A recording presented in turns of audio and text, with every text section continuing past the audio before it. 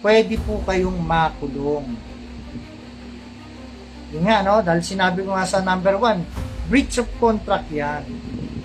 O, binlag ko na rin na sabi nila walang nakukulong sa utang.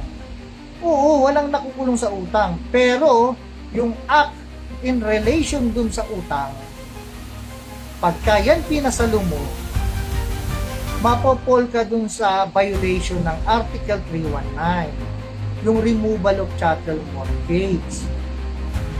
Pwede kang mapol dun sa Article 315, 318, yung panlilinlang, no? Pwede kang makasuhan ng estapa. So ano tong mga article na to? Puro yan may kulong. Aresto mayor.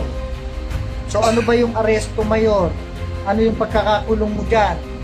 Makukulong ka ng 1 month and 1 day up to 6 months lang naman. Pero kahit 6 months, gusto mo bang makulong? No? 6 na buwan kang mawawala sa ano mo, sa pamilya mo, dahil lang pinasalo mo ang sasakyan.